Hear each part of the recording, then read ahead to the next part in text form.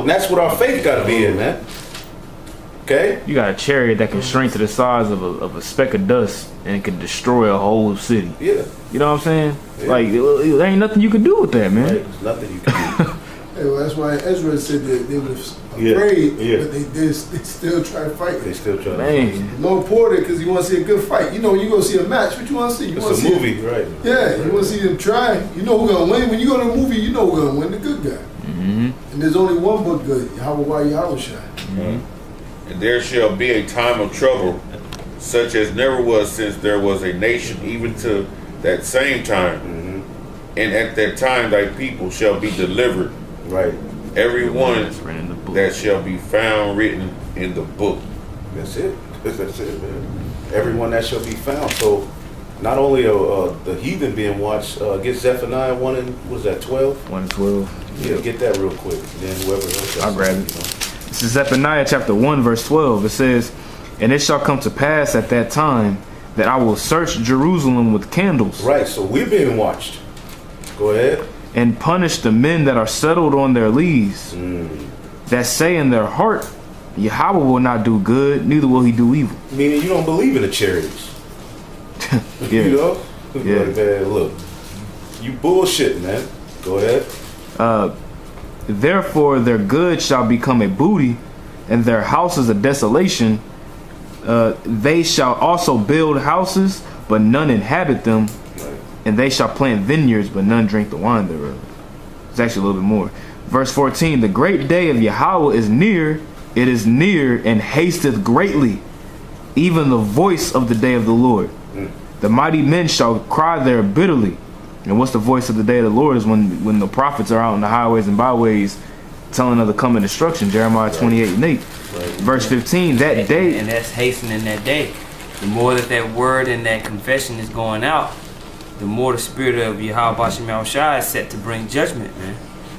That's why we're called to go out here and complain continually for the wickedness that be done. You know, hasten means quickly. When you look it up, I just looked it up.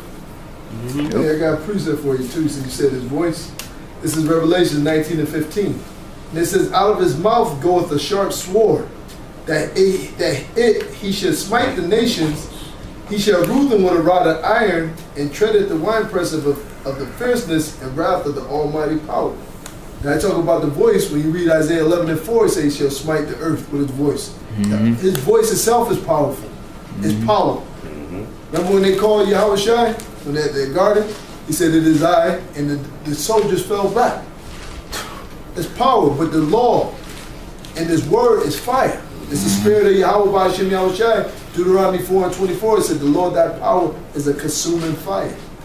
Right. Didn't he say in Thessalonians he's going to consume the man of sin with the word of his mouth? The brightness of his coming? Yep. That's right. So it starts here, but it's going to culminate in the fulfillment of what we're saying happening to his ass, man. Okay? He shall make his words known unto them. No, that's right. That's right. That's right.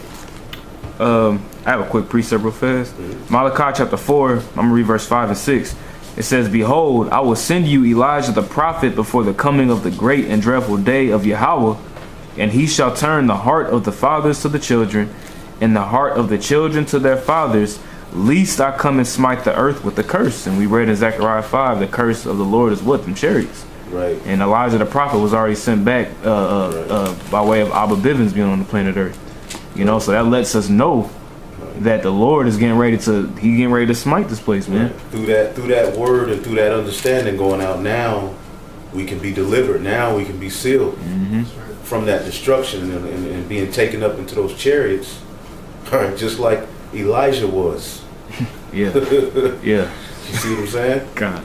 You know it's heavy? That's why in Romans, was it the 9th chapter or the 1st chapter, it said the Lord had not left us a remnant when we've been at Sodom and Gomorrah. Right. Me utterly destroyed. You know, back in the days of breaking down, so it would be a bunch of faggots. No, me utterly destroyed. Sodom and Gomorrah was utterly destroyed, but through the elect or the remnant, which is the same thing, the nation of Israel is going to come back. And all of those men are going to be guided. Get that? We're going to get that one in John or Matthew. You talked about? Oh, Matthew 18. I got you. Yeah, I got you. There's an angel over each elect, man.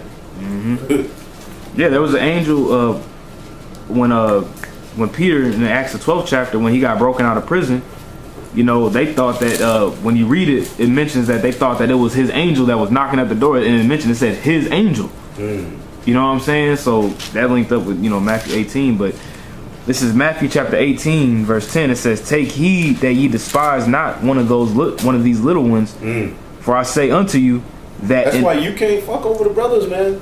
The angels is watching your ass, man. You doing, you know, treat brothers like shit. You know, if you feel like if you offended a brother, or you know, hey man, just reconcile, man. Try to get it right, because you never know. Lord will judge your ass, man, for how you treat the least amongst us, man. You know, make sure brothers' voices are able. If the brothers saying something, listen to brothers, man. Because this is a very, very important part of our deliverance right here, and how we deal with amongst each other. The angels is watching that as well. Go ahead. It says that in heaven their angels do always behold the face of my Father which is in heaven. Their angels do always behold the face of the Father, man, reporting and pleading our cause, man. Man. You know? So this is a very, very deep, you know, at the end of the day, the angels have always been throughout history on the planet Earth, working on the minds of, you know, basically the leaders in Israel, and doing things, and that's still happening to this day. It's happening right now. You know, they're working on the mind of Gog and Magog. They're doing a mighty work. Right. It said they're going to think an evil thought. How are they going to think that evil thought? Through the angels, man. Right. Just like the Prince of Persia. All right, they had to work on his mind, you know, to get done what was done in that time. The angels are here in this time doing it, man. You know, and we see them like appearing more and more and more to let us know we gonna be good, man. That's right. So take heed to the little things the Lord do. Like the world just be like, oh, okay, we supposed to understand what it is. Oh, okay, yeah. You know, those are the chariots. The chariots, what do they call them? It's chariots of salvation. Yep, I got a precept for you.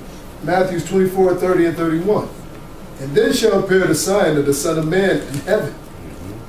And then shall all the tribes of the earth mourn, and they shall see the Son of Man coming with the clouds of heaven, with the power and great glory. And he shall send his angels with a great sound of a trumpet, and they shall gather together his elect from the four winds, from one end of heaven to the other.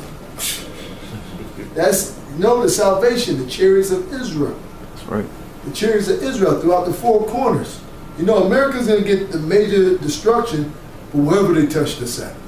Australia, Ethiopia, Japan, Okinawa, wherever, the country we can't pronounce or don't know they exist, the Israelites there, and as part of the elect, the Lord's going to gather them up and bring judgment there. That's heavy, man. Nobody talks about that except us. The scripture said, try the spirit by the spirit. You said, and found, we say you tried them who called themselves apostles and found them liars. Yeah. That's right. Because people don't want to look crazy, man. That's why you don't really see a lot of people talking about this. But look, we see this as our only way out. All right. As the scripture say, as birds flying, so will the Lord of hosts defend Jerusalem. Man. That's right. Right. Anybody else? Like I said, think about it. When you look up the technology that Esau has, invisible cloaks, drones, tanks, they got guns that can see right through the wall. When they had that shooting that post, and this was low level first entry or first line of defense police that had the technology to look in between the walls to see where the shooter was.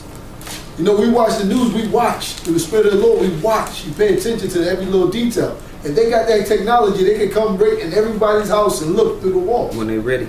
Yeah. Yep. They're going to bring it like, hey, that's why YAHAWAH said if he doesn't cut this man time short, no flesh shall be saved. I got a precept for you. This is Ezekiel 31:3. Now the Egyptians are men and not the Most High. Yeah. Their horse is flesh and not spirit. Horse represents power. Even those tanks, the chariots can burn right through them. Yeah. But you can't hit a chariot. It can get transparent, turn solid. What you gonna do with that? It's like ghosts. A ghost, so to speak. When the Lord shall stretch forth his hand, all right, which is the Lord's hand, his arm. YAHAWAH. Might. Right, his might. You know. Judgment. You know. The Lord shall stretch forth his hand, both he that helpeth shall fall, and he that is hoping shall fall down, and they shall fail altogether.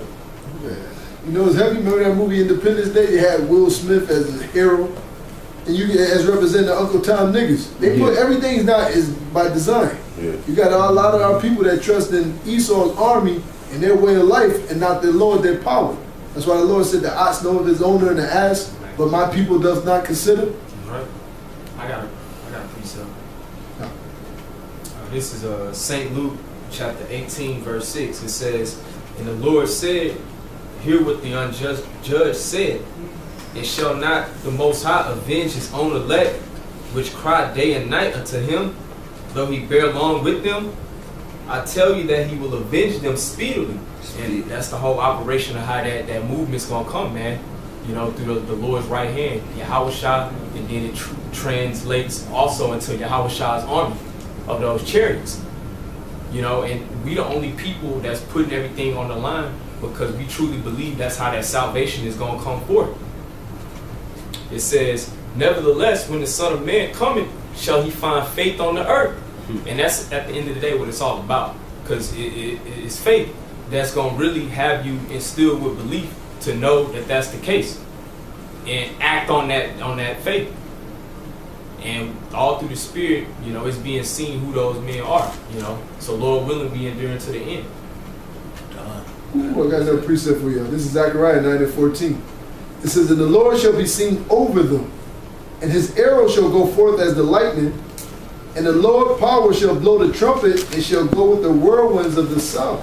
The Lord of hosts shall defend them, and shall devour and subdue the slingstones, and they shall drink and make noise as through wine, and they shall be filled like the bowls as the corner of the altar. And the Lord their power shall save them in the day as the flock of his people, for they shall be as the stones of a crown, lifted up as the ensign upon his land." You know, he said over them, and then you're gonna be making that, you know, ooh, that sound of joy. Yeah. The angels are here to protect the elect, you know? That's right. So I wanted to read this. Revelation chapter 7 verse 1 says, "And after these things I saw 4 angels standing on the 4 corners of the earth, holding the 4 winds of the earth, that the wind should not blow on the earth, nor on the sea, nor on any tree. And I saw another angel ascending from the east, having the seal of the living power, and he cried with a loud voice to the 4 angels, to whom it was given to hurt the earth and the sea, saying, Hurt not the earth, neither the sea, nor the trees, till we have sealed the servants of the Most High of our power in their foreheads."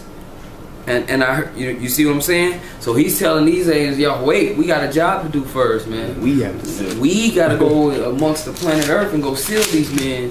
And once they seal, then y'all do what y'all got to do, man." Put a mark up on the heads of the forehead, that side. Right. So the angels are out here sealing the elect, man. Yeah. Meanwhile, you have a whole nother group of angels prepared for destruction once they're sealed, man. Blocking people's minds. That's right. Opening up brothers' minds. Right. Blocking people's minds. Right. And so we talked about Jacob's ladder, how he saw the angels ascending and descending.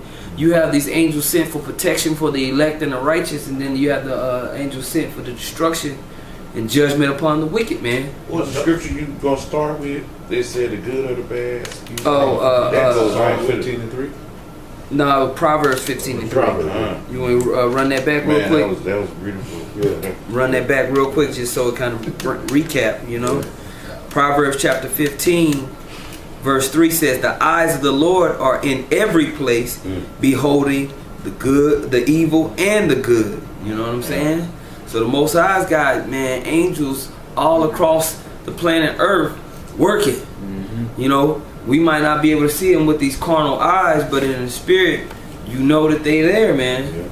And their presence is gonna be felt once that time, and they're already being felt. That's by us. That's right, man. Us, yeah. And in the word that's coming out of our mouth, man, it's an effectual working. It ain't just our words.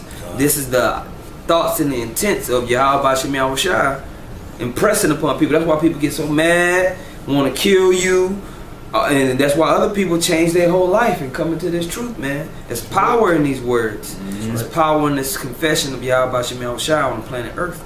It's causing things to move forward, man. I got real quick and just back up what you said, because even so, with us even preaching the gospel, it's an angel. It's an angel that actually has the gospel for us to even preach. Revelation That's 14. right. That's what I got. Yeah. Revelation chapter 14, verse 6, it says, and I saw another angel And fly. this is talking about the 144. Remember, Yep.